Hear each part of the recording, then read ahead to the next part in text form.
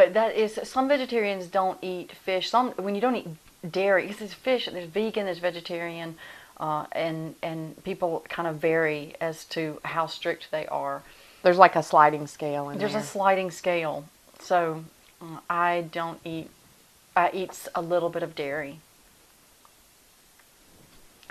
I did eat some chicken at Corinne Morrison's house because she made this awesome dinner. Corinne Morrison corrupted you. I love Corinne Morrison, and she'd made this dish, and I told Dad, tell them I'm a vegetarian, tell them I'm a vegetarian. No, I'm not going to tell them that you're a vegetarian. He didn't want it to seem rude, and I said, okay. So I'm sitting there looking at it, I'm hearing like, and I was just, oh. Now, are you a vegetarian for health reasons, or the whole, they has a face? I try not to put anything in my body that suffered, because I believe that this is probably going to need to get cut. But I feel that she says that, it's going to be included. This is going to run, like, this is going to be the start of the program. No, this is. I think that you'll like this. There is, of course, I'm Buddhist, and so there's a Buddhist story about. They believe that when you eat, that you should make sure that your environment is. You should not argue and eat, and you should not fight while you're eating. If you don't eat if you're in the middle of an argument, because you're re-ingesting that negative energy and that hate and that discord back into your body. And so you really, when you eat, you want it to be peaceful and happy. Suppose you put your scripture and just not talk if you really were upset. But I believe that. I'm a big energy person, and I really am a peace what person. does that have to do with eating a chicken? Well, if the chicken died or if it suffered, of course the chicken is, let's talk about a deer that might have been killed quickly and it didn't maybe suffer. But I still, I don't care if anybody else eats meat. I believe you should do what you need to do. We're omnivores, and we were made to eat meat. But I believe that people should eat meat if that's what's right for them. It's not a judgment thing. It's just for me personally. Tastes like chicken. What are we starting with? Are you starting or am I starting? You start this time. I want to talk about the Pope. He retires. Well, he's retiring. Wonder what the Have Pope you ever did. heard of that before? No. Do you know how long it's been since a Pope basically abdicated the whatever? The Vatican? What do popes abdicate? They might. Okay. I can tell you're real into this. No, there's the another last word. time a pope resigned was 1417. The Baroque period of music. It was Baroque? It was Baroque, and he had to fix it. So what's he going to be called? Mm-hmm. Where's he going to live? I think they've resolved that this week. I was reading yesterday that he's going to live more or less sequestered on the grounds. And what will he wear?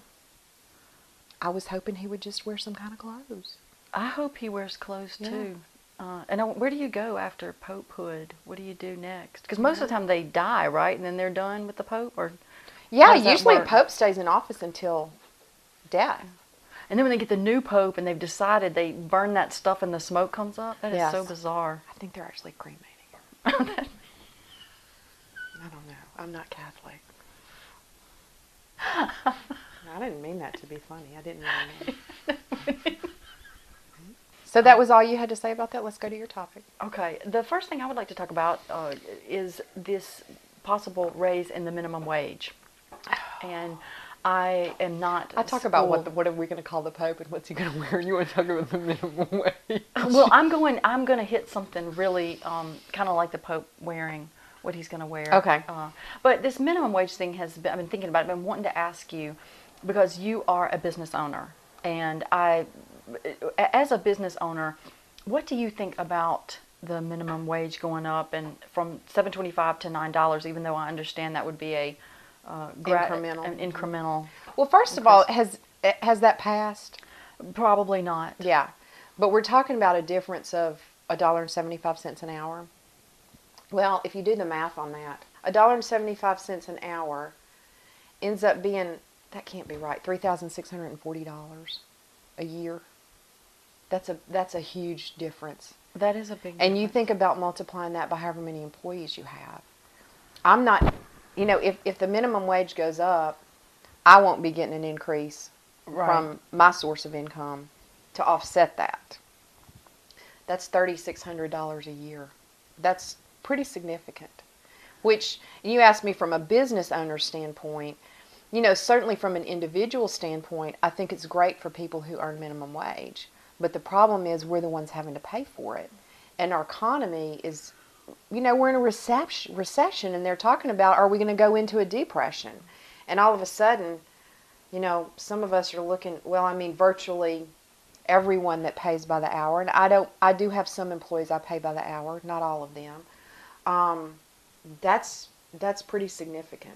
Well, I was thinking you mentioned a point that I had been contemplating, which is the business owners having to take up the slack and having to pay more. And I've been thinking lately about the concept of we're going to pay some way. So do we pay more with the minimum wage and then figure out a way that we're not paying more overall? Because we're still going to fill in the gaps for people that can't afford certain services and certain things. So is it better if they do earn more so that they can start to help fill in that gap? And will they? I don't know. Right, and that's my fear. Theoretically, we would hope that would happen, but practically, that's not what we're seeing. And I'm not saying that I'm for or against this president or anything like that, because I believe after a president is elected, we should honor and respect our presidents and not degrade him. You can not be for him, but people are very public about that. Does that bother you? It bothers me very much because I did vote for Obama, but when George Bush was president, especially in tough times, I united behind him. He was our president, and even though I didn't agree with his policies and his ideas, I saw that we were, the first and foremost thing is that we're Americans, and there's something about standing together, to me, that is more powerful than breaking apart. And I just, it upsets me to hear people slam a president, period, whichever side, Right, because I agree. that just contributes to this hostility and an inability to get things done. That's really what it comes down to. And that's where I was going with the minimum wage. I don't know how I feel about it. I need to think about it. But I'd like for them not to just dismiss it because they think, oh, well, I don't, $1.75, we don't need to pay that much more. I'd like for people to really think, let's go to a different level and think about it. So that's why I brought it up. I'm going to lighten things up from the minimum wage. Okay. That scares you, doesn't it? I love it. I can't wait to be lightened. I saw Princess Kate on the news this morning. What? I missed that. She has the baby bump. Oh. Why is that such a big deal? I mean, how many millions of women around the world are pregnant, but we've got to see Princess Kate's baby bump? That is a good point. Is it a little invasive? Is it a regal baby bump? Are her kids going to be? She's a princess. Yes, they'll be in line. They'll be in line for the throne. And how does that go when the picture? Okay, here, whatever. What is the kid's name? Do we know yet? It's probably not Blue Ivy, but Baby bump. Baby bump. Okay, so hey, baby bump. Here you are. This was the initial viewing where Kate pulled up her shirt and. Well, no, she didn't. No, she didn't do that. Okay. Oh, darn. No, the Queen would never allow that. I mean, it is the UK. Oh, she just. They still have some decorum, unlike the Americans, right? No, she had on a very tailored dress, just a dress. I mean, it wasn't even a maternity dress. Then, of course, they cut to all the maternity clothes that Princess Diana had on that really were just really horrible. It was back in the 80s, I think. So this is huge news to them. It was on Good Morning America. All the press went. Yeah, got a snap of her. If she had been at Mardi Gras, do you think she would have raised her shirt and shown the bump? I was talking about the baby bump. Oh, but she might show your bump. Show your bump. I don't want to talk about that embarrass me. You might get some good beads if you show your baby bump if you're Kate Middleton. Okay. And on to the European Union Free Trade Agreement. Speaking of the UK. This European trade, I'm embarrassed to say that I know nothing about this. Well, I don't know much about it, which is why I wanted to talk about it. Because, when Clinton was in office, he instituted the North American Free Trade Agreement. So what that meant, this is my understanding, so it means it's a very simplified version because I'm not the sharpest knife in the drawer. That we have trade, North America, which means, Canada, the United States, free trade There's no tariffs and whatever else happens when we buy stuff from China and they buy stuff from us and all that. So what they're trying to do is basically duplicate the North American Free Trade Agreement and have it with the European Union. That's a mouthful. European Union Free Trade Agreement. Which, you know, it's a more global economy. It doesn't surprise me. I'm kind of surprised we haven't done it before now. Yeah. So I think the hope is that it's somehow going to bolster the euros and the dollar.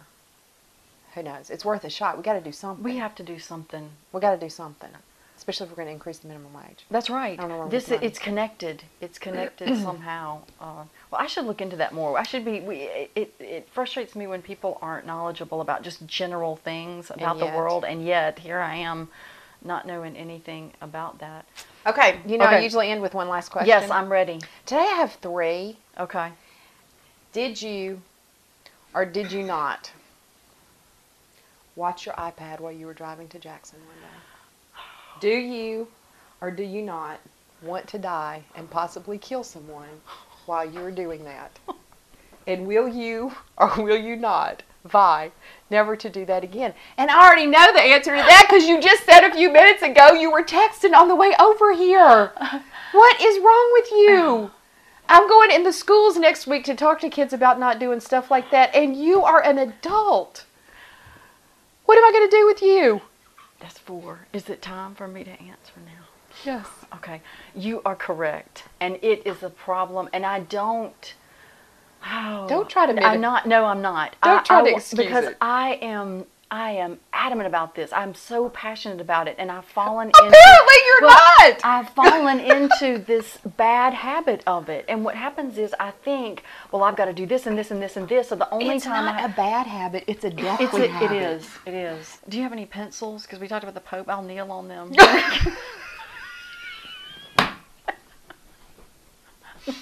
No, I joke. But the truth is, it is very important. My mother, if she watches this, is going to kill me. My mom said that she would quit smoking if I would quit texting and driving. And you know what I told her? I said, instead of saying, sure, on your own, I said, no, really, you have to quit for you. It won't last if you just do it for... But I vow, you can check in with me, I vow to do better about that. I'm serious. I am too. I am. It is. And I get it. And I see the pencils are ready.